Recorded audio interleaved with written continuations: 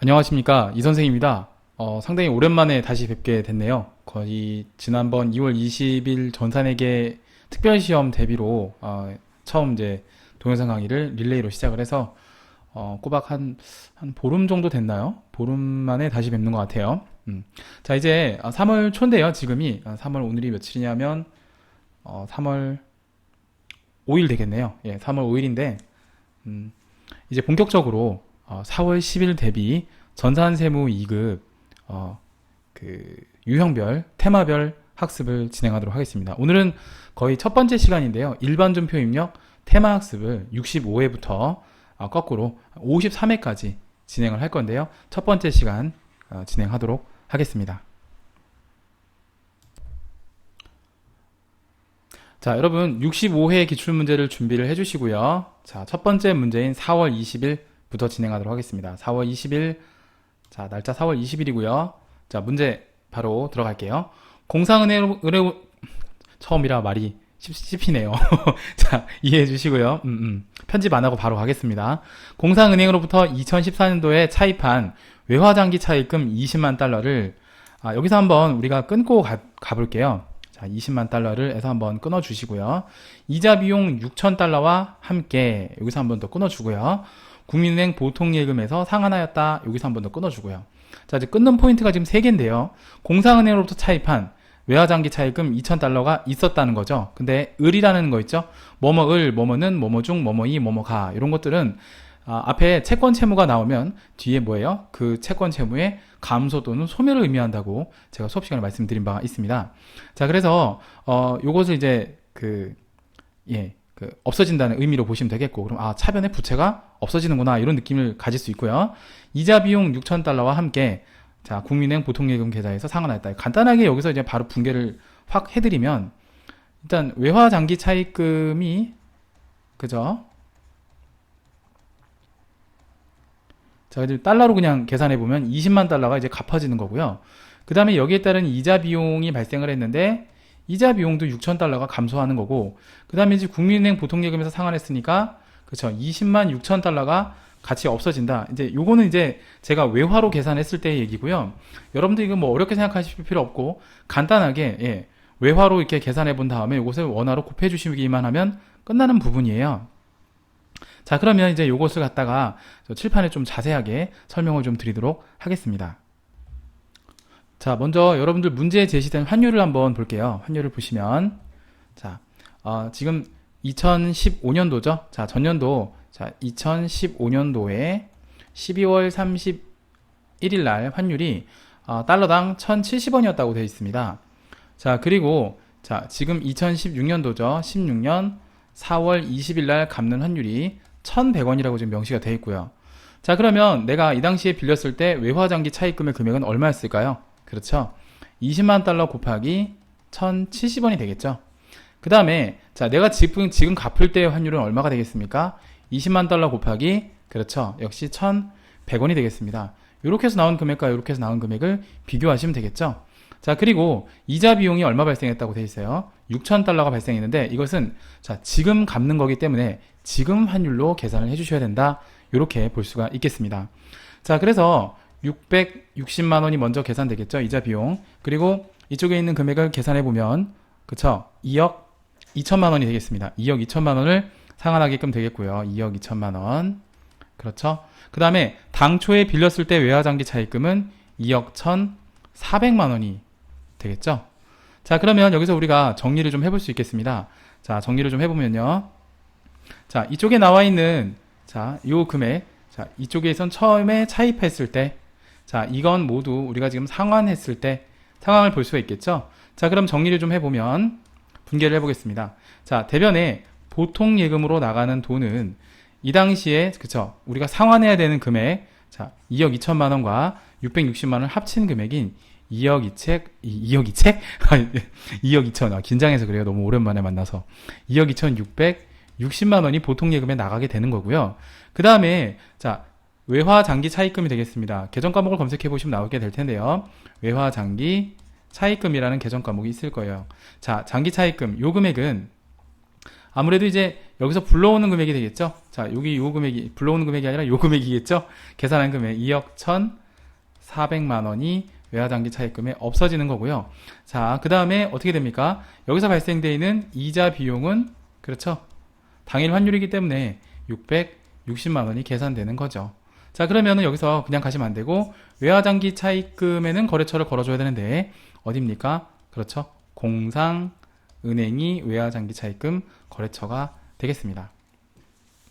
자, 화면에 보이는 것 같이 분개를 하시면 되겠고, 그러면 이제 차액이 남습니다. 어디 남죠? 그렇죠. 이쪽에 차액이 남는데, 자, 계산을 뭐 K랩 프로그램은 자동으로 해주기 때문에 600만 원이 자동으로 계산되긴 합니다만 손으로 분개를 한번 해볼 필요는 있겠습니다. 그죠?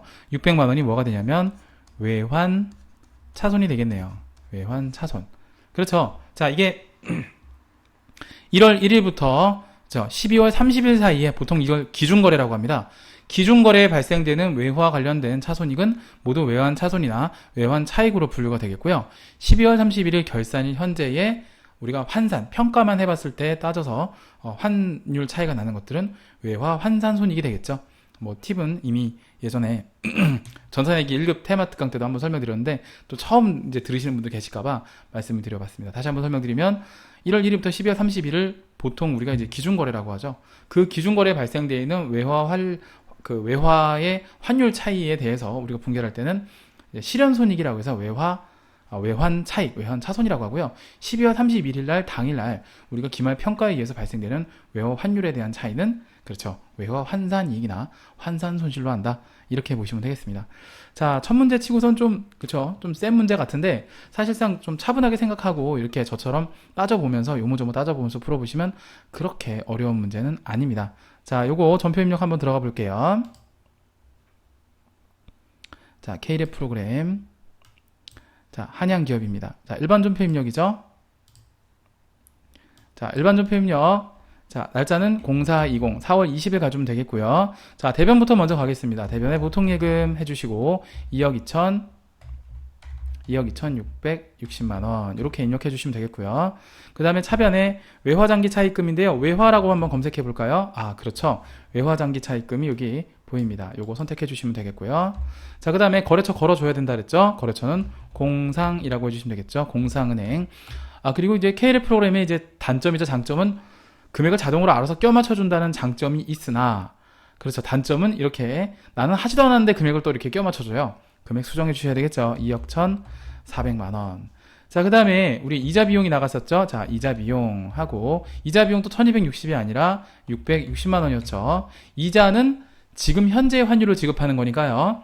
그 다음에 차변의 나머지가 뭡니까? 그렇죠. 외환이라고 검색하시면 외환 차손. 자, 이렇게 입력을 하시면 되겠습니다. 하단에 분계도 이렇게 잘 나와 있고요. 자, 이렇게 확인을 하시면 되겠습니다. 자, 이렇게 정리하는 걸로 넘어가도록 하겠습니다. 다음 문제를 가볼게요. 다음 문제. 자, 4월 25일 문제를 가도록 하겠습니다. 4월 25일 문제. 네, 그 다음 문제 4월 25일 문제 보겠습니다. 되게 긴장 많이 했나봐요. 이렇게 말이 씹히죠, 오늘따라. 네, 밖에 비도 오는데. 자, 좀 싱숭생숭하네요. 자, 그 미지급 세금으로 회계 처리되어 있는 이라는 말이 나와 있죠. 이게 이제 포인트인데, 그러니까 계정 과목이 미지급 세금으로 이미 되어 있다는 뜻입니다. 그 다음에 일기 예정신고분의 부가가치세 300만원과 여기서 한번 끊어줘야 되겠죠. 자, 해서 자, 일기 예정신고분의 부가세 300만원 과에서 한번 끊어주시고, 신용카드 및 수수료 3만원을 여기서 한번 끊어주시고, 두 번을 끊어주시면 되겠어요. 포함하여 국민카드로 납부하였다 미지급금으로 회계 처리할 것이라고 되어 있습니다. 자, 그러면 이게 무슨 소리냐? 자, 무슨 소리일까요? 자, 우리가 미지급 세금으로 회계 처리되어 있는 이란 말을 처음에 봤죠? 그럼 미지급 세금을 갚는 겁니다. 근데 카드로 납부하였다라는 말이 나왔으니까 이걸 또 미지급금. 그러면은 간단하게 이런 분계가 나올 수 있어요. 아, 미지급 세금을 내가 갚는 건데 얼마인지 모르겠으나 일단 그 다음에 미지급 금이 다시 생기는 거죠. 이런 형태의 분계가 된다고 보시면 되겠습니다. 자, 이것을 좀 더 구체적으로 이제 설명을 좀 드려볼게요. 자, 아래쪽에 분계를 좀 바로 해드리겠습니다. 자, 바로 분계를 해드리면 차변에 미지급 세금 하시고, 자, 금액 300만원이라고 되어 있습니다. 300만원 이렇게 해주시고, 그 다음에 자, 일단 미지급금, 신용카드 수수료라는 말이 있는데 이것도 먼저 같이 분개할까요? 수수료 비용이죠. 자, 수수료 비용이고 이것은 판매비와 관리비, 수수료 비용이 되겠습니다. 이게 3만 원이죠. 대변에 미지급금으로 결제하였다. 뭐 이런 식입니다. 3만 원이 되겠네요. 303만 원 해주시고, 자, 여기에 따른 이제 카드 거래처가 있겠죠. 카드 거래처는 국민카드입니다. 자, 국민카드. 자, 이렇게 처리를 하시면 되겠습니다. 자, 이게 정답이에요. 자, 좋습니다. 입력 들어갈게요. 자, 일반도표 입력 들어가 줄게요. 자, 4월 25일 되겠고요. 대변부터 갈게요. 자, 자, 보통은 이제 변이 작은 것부터 먼저 입력하는 게 하나의 스킬이죠. 자, 국민카드, 그 다음에 금액은 303만원, 차변에 미지급 세금, 그리고 금액이 303만원이 아니라 300만원이었고 나머지가 뭡니까? 그렇죠. 수수료 비용. 자, 이렇게 처리를 하시면 되겠습니다.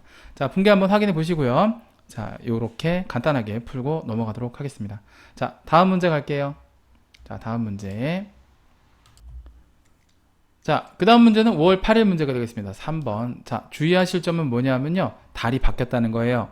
앞에 보시면은, 자, 이거 전산세무 2급 준비하신 친구들 많이 실수하는 것 중에 하나가, 위에 있는 건 4월달인데 뜬금없이 이제 5월달인데, 이거를 4월 8일로 입력하는 그런 우를 범하면 안 돼요.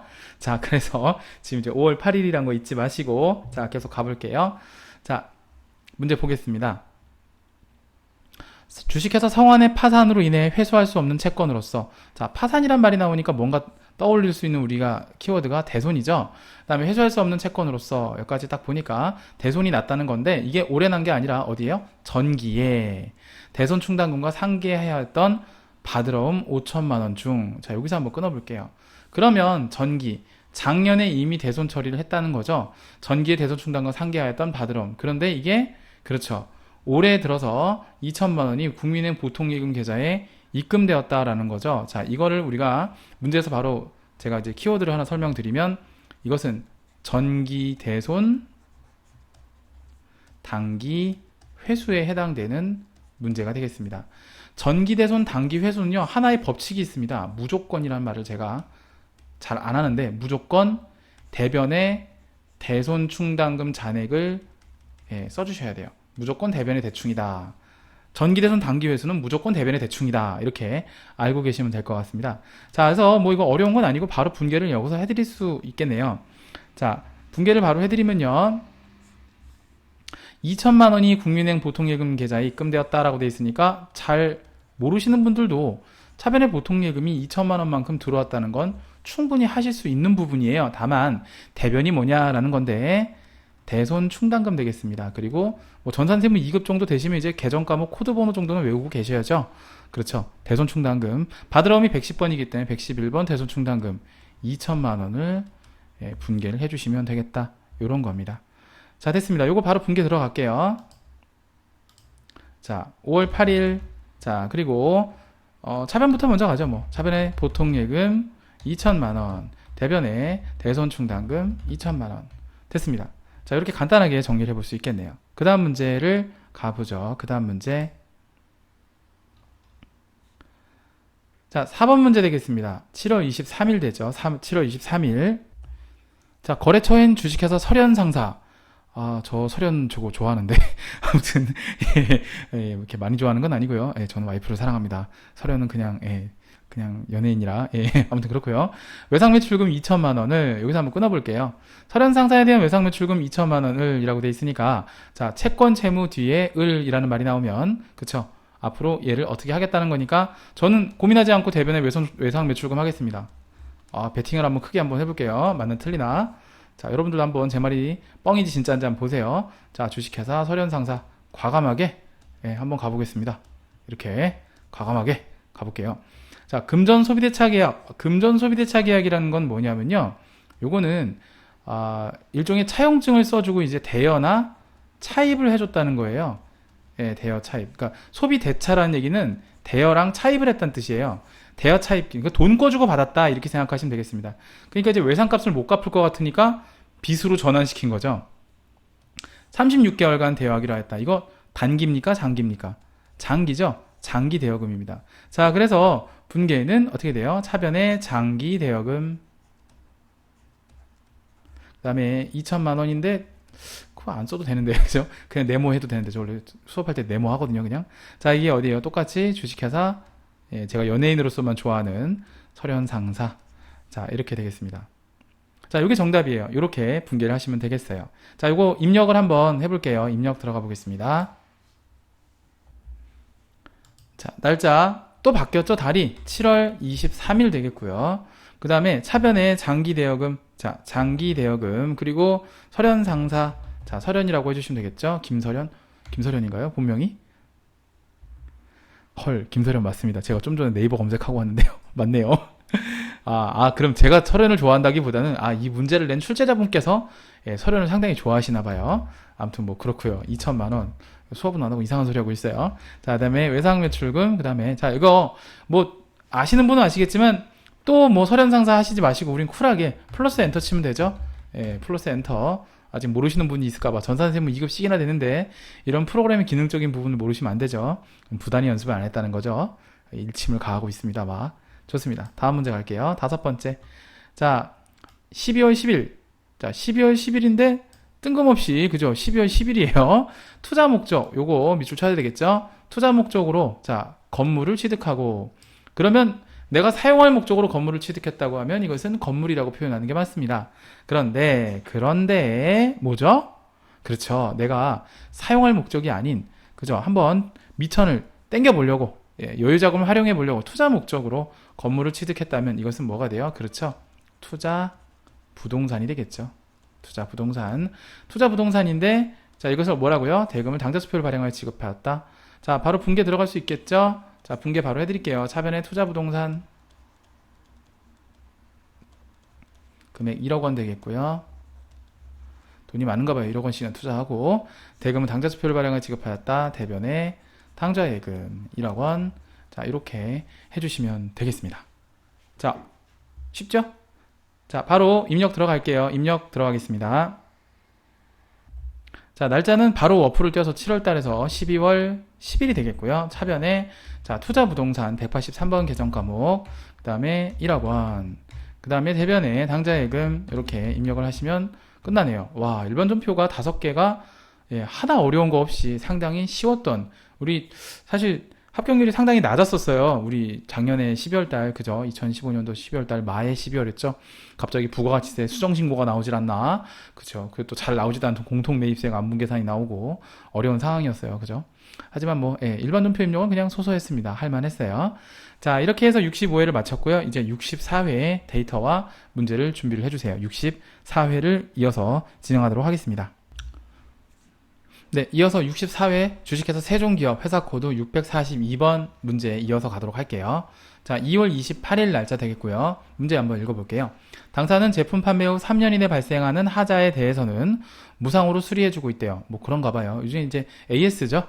자, 근데 요 위에가 중요한 건 아니고 두 번째 줄부터 집중해서 보셔야 되는데, 전기말 작년에 갑자기 뜬금없이 좀 어려운 문제가 나왔는데, 장기 제품 보증 부채.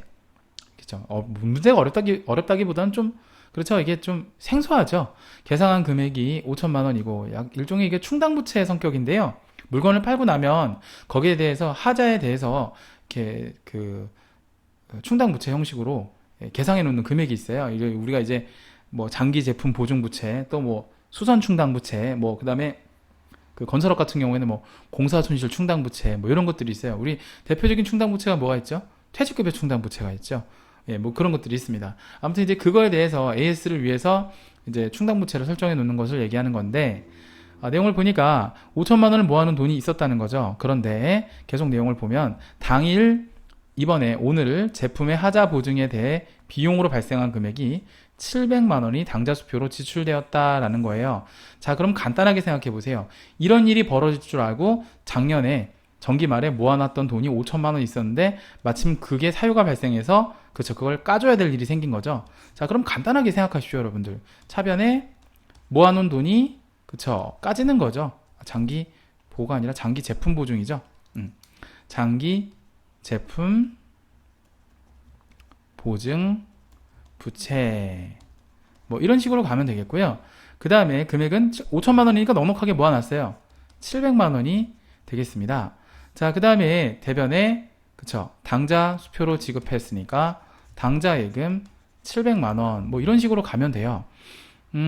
요게 이제 이 문제의 정답이 되겠고요. 만약에 일단 요건 정답으로 일단 세팅을 해놓고요. 만약에 문제가 뭐 이렇게 나올 수 있습니다. 요 금액이 이제 전 좀 다르게 가볼게요. 이게 500만 원이라고 한번 해봅시다. 우리가 이제 모아놓은 돈이 이게 사실은 알고 봤더니 5천만 원이 아니라 예를 들어서 500만 원을 모아놨다라고 해볼게요. 그러면 이게 제품 보증 부채가 500만 원이 까지는 거고, 혹시 이제 우리가 4월달 시험에 이런 응용 문제가 나올 수 있으니까 대비를 해보자는 거예요. 200만 원만큼이 이제 뭐가 되냐면 수선비가 되겠습니다. 수선비가 되겠고, 제품의 판매에 관련된 부분이기 때문에 아무래도 판매비와 관리비가 되겠죠. 무상으로 수리하여 주고 있다라는 말에 수선비라고 보시면 되겠어요. 이게 수선 충당 부채랑 뭐 제품 보증 부채랑 비슷한 건데, 우리 회계관리 1급 공부하다 보면은 수선 충당 부채에 대해서 공부를 하게 돼요.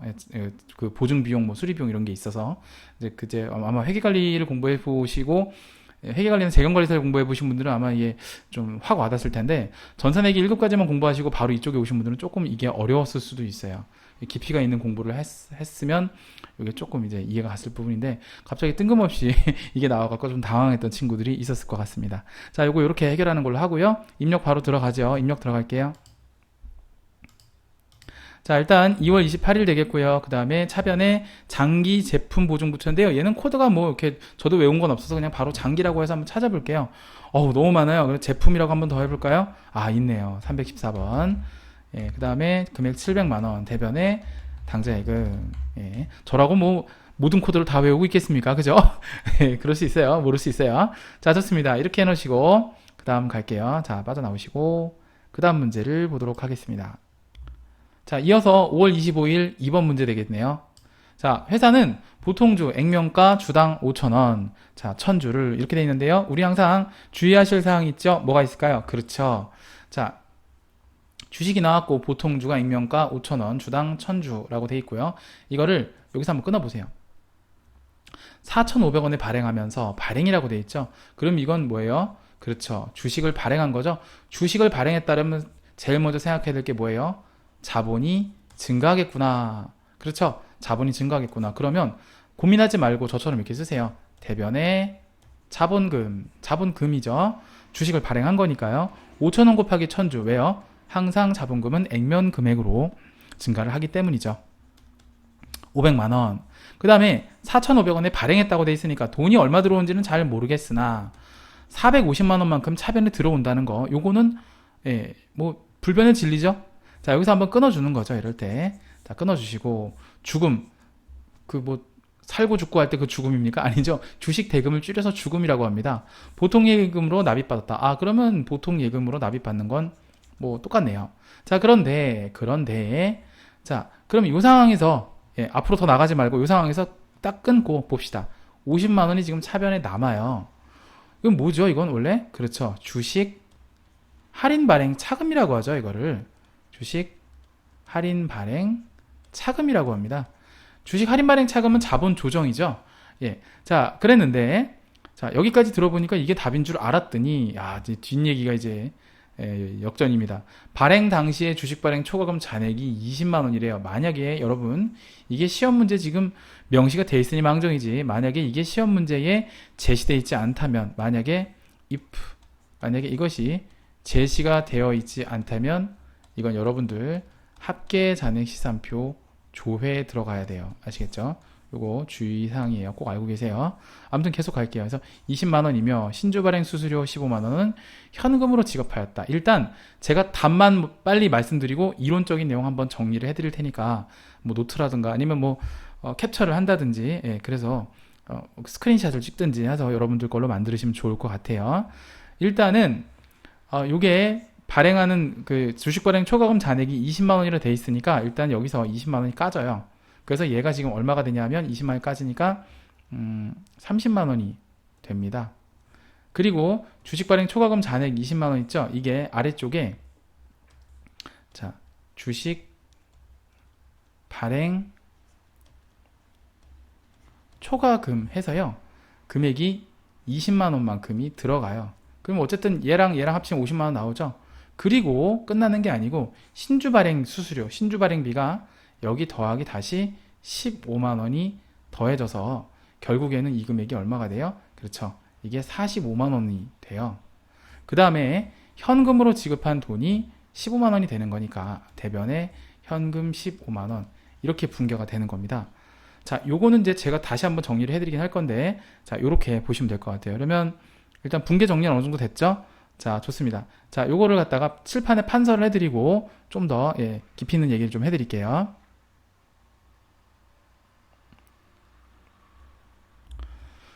자, 우선은 제가 판서부터 분계를 다시 한번 정리해 드릴게요. 자, 순서가 있습니다. 일단은 대변에 자본금이 먼저 대변에 간다 그랬죠. 액면 금액대로 가야 되니까 500만 원. 이건 어렵지 않아요. 그죠?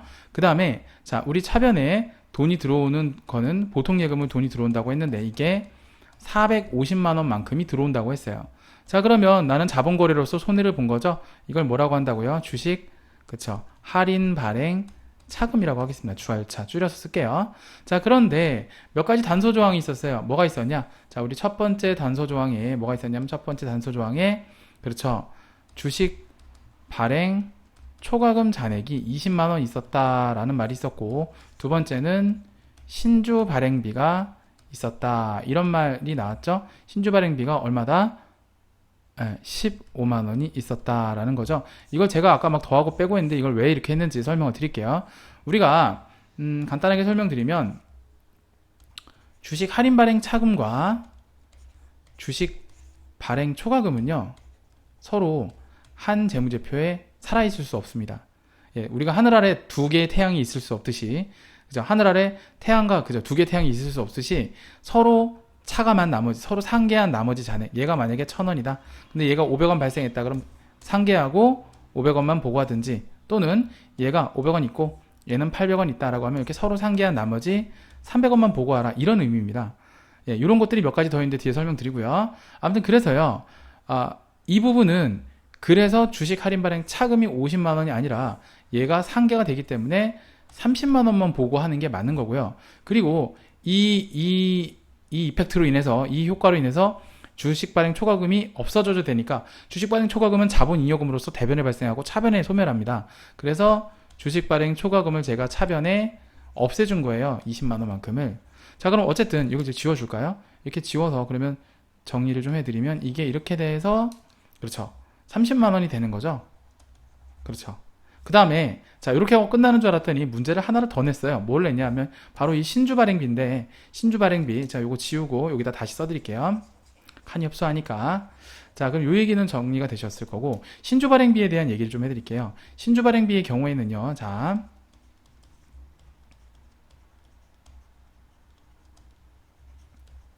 신주 발행비는요, 일단 비용이 아니에요. 비용이라고 그러니까 오해할 수 있는데 비용이 아니고요. 자, 이거는 뭐냐면 우리가 주식 발행 초과금에서 빼든지 아니면 주식 할인 발행 차금에 더해주든지 둘 중에 하나를 처리하셔야 됩니다.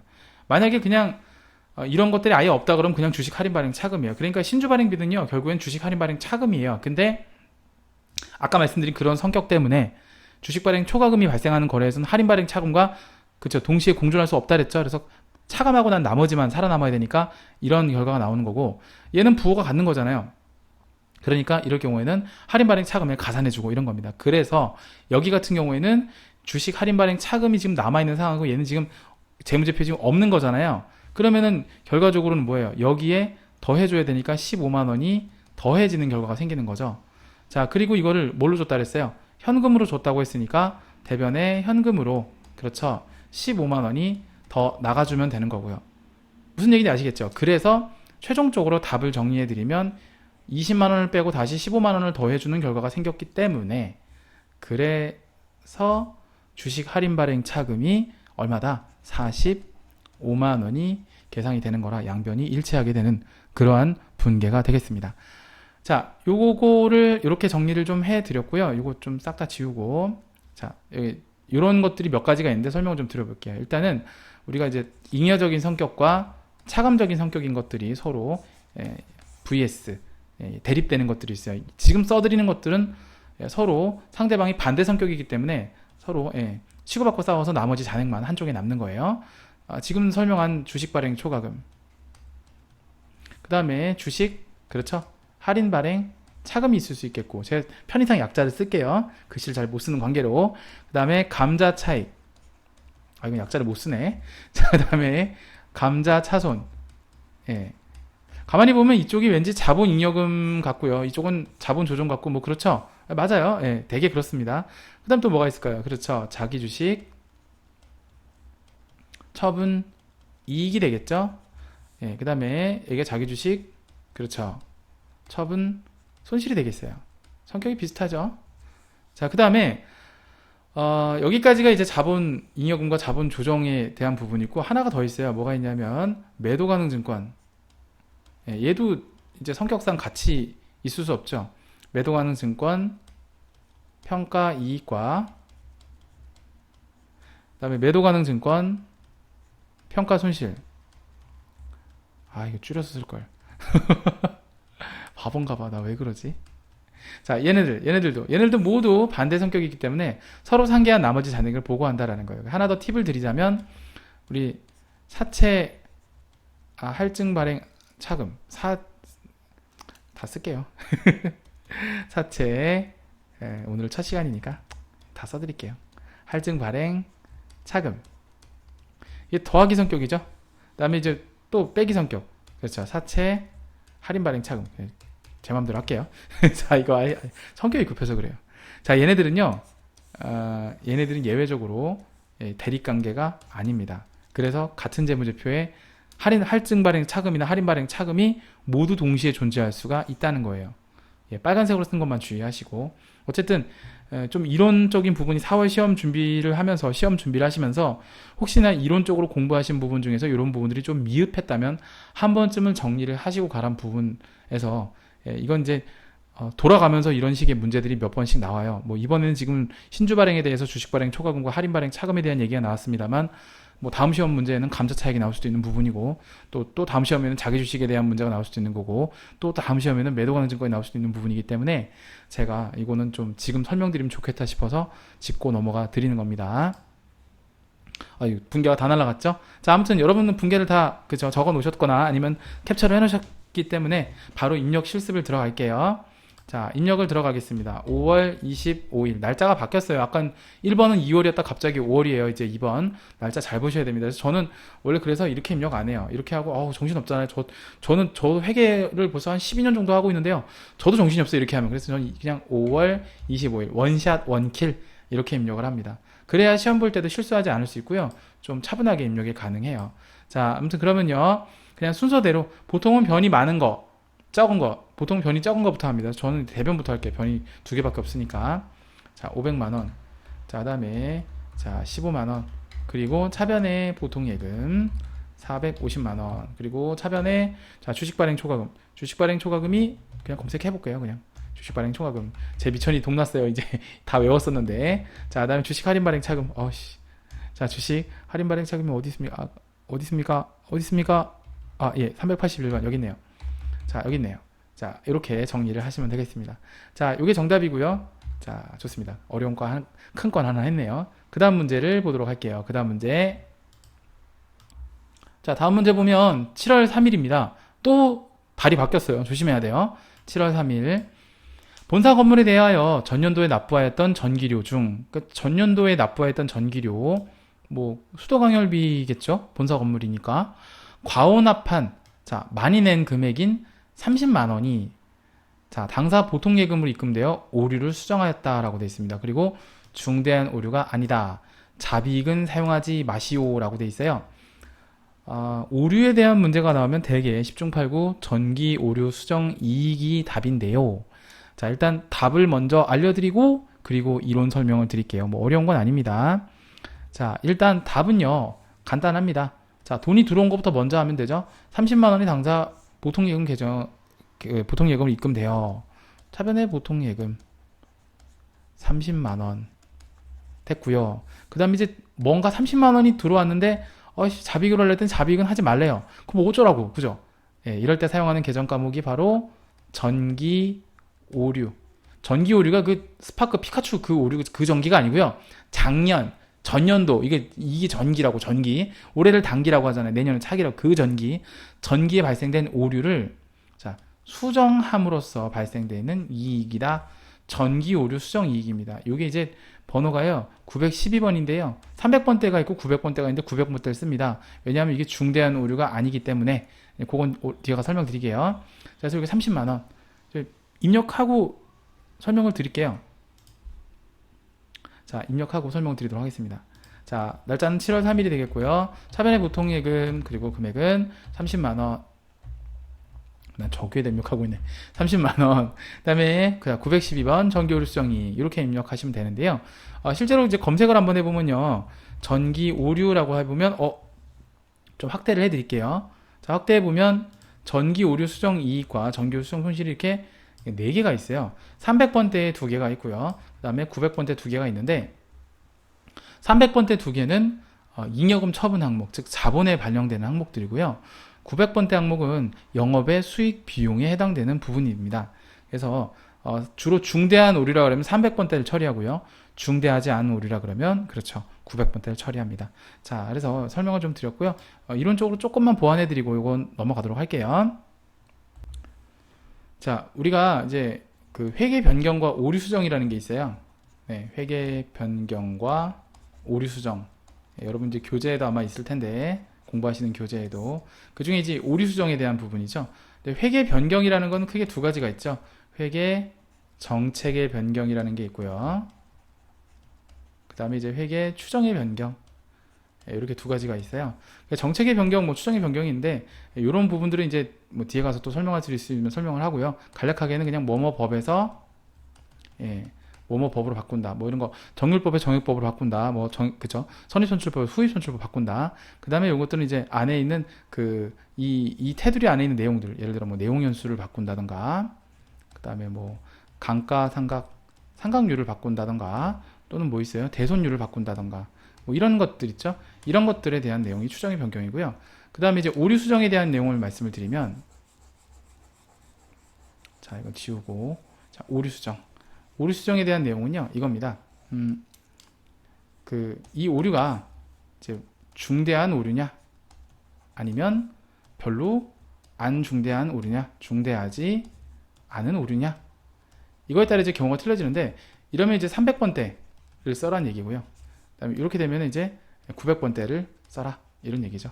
그러니까 얘는 이제 잉여금 처분을 반영을 할 거냐, 아니면 이것은 그냥 단기 손익이라고 합니다만, 단기 손익이 결국엔 영업의 수익이죠. 영업의 손익 처리를 할 거냐, 이런 걸 물어보는 거예요. 이게 이제 오류 수정인데, 이 부분을 뭐라고 하냐면 이제 전기 오류, 그쵸, 수정 손익이라고 한다. 이렇게 이해하시면 되겠습니다.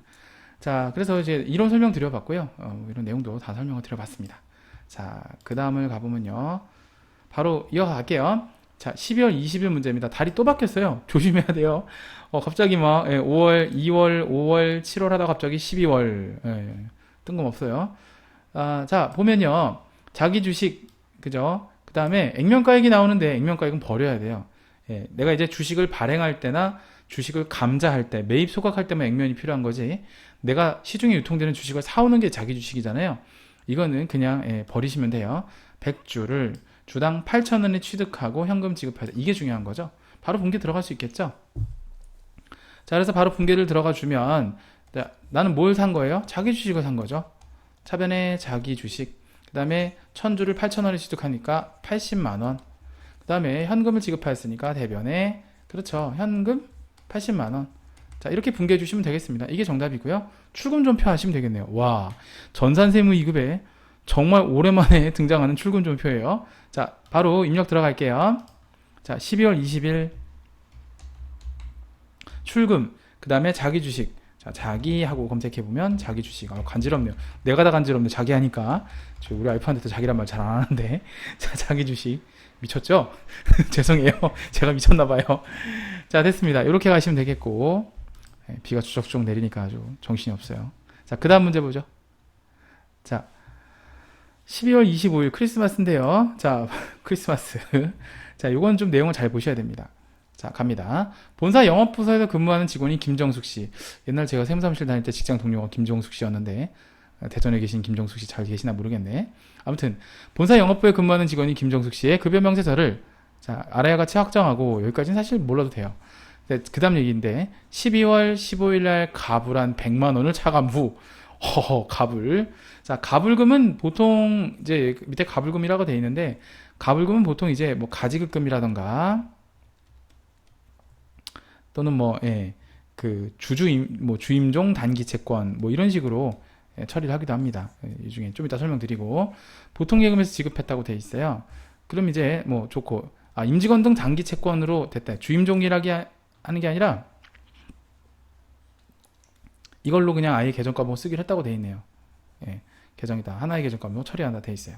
자, 그럼 이제 이걸 푸는 방법이 하나 있는데요. 다 지우고 자 보시면 딱 보면 눈치껏 급여와 상여는 주는 돈이죠. 여기 있는 것들을 다 뭐예요? 공제하는 거죠. 지금 공제하는 거. 그쵸?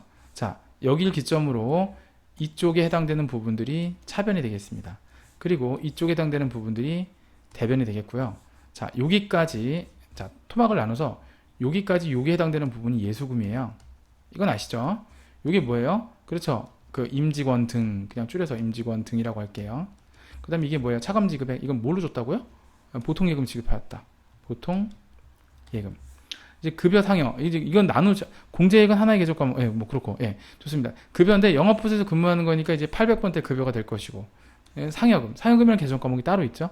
자, 이렇게 정리를 할 수 있겠습니다. 이거 바로 분계 여기서 할게요. 그냥. 자, 분계 들어가겠습니다.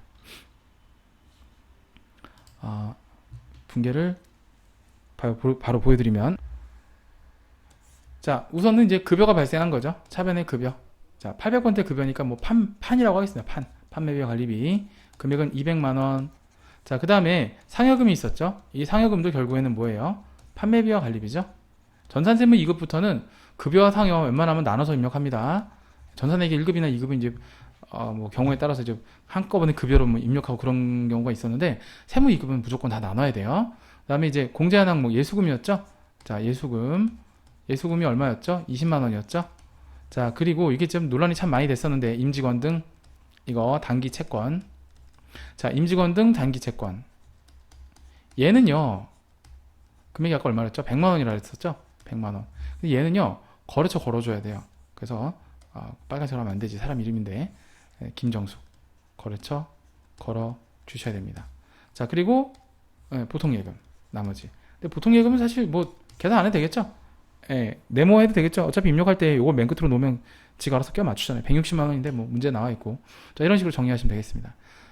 포인트는 임직원은 단기 채권에다가 거래처를 걸어줘야 된다는 거예요. 그러니까 가불금은 가불금인데 지금 이 회사에 김종숙 씨 하나만 있는 게 아니라 여러 명의 직원이 있을 수도 있기 때문에 회사에선 관리적 측면에서 누구한테 가불을 해줬는지 알아야 되니까 누구한테 얼마를 해줘야 되는지 알아야 되니까 거래처 원장 관리를 해줘야 돼요. 그래서 이제 거래처를 거는 거고 하나 더 말씀드리자면 한국세무사회 자격시험은 대개 거래처를 모두 겁니다.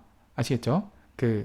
이런 채권이나 이런 부분들. 그리고 안 걸어도 되는 거를 거는 거에 대해서는 감점이 없어요. 걸어야 되는 걸 안 거는 건 감점이 있어도 하나의 팁이에요. 그러니까 한번 은근슬쩍 김정숙을 검색을 해보는 거예요. 이런 문제가 나오면 해당 직원 이름을. 있어. 그럼 거세요. 예, 그게 하나의 팁이에요. 자, 좋습니다. 이렇게 해서 65회, 64회를 풀어봤고요. 다음 시간은 63회부터 진행할 거니까요. 준비를 해주시고 좀 쉬었다가 다음 시간에 또 뵙도록 하겠습니다. 자, 수고 많으셨습니다.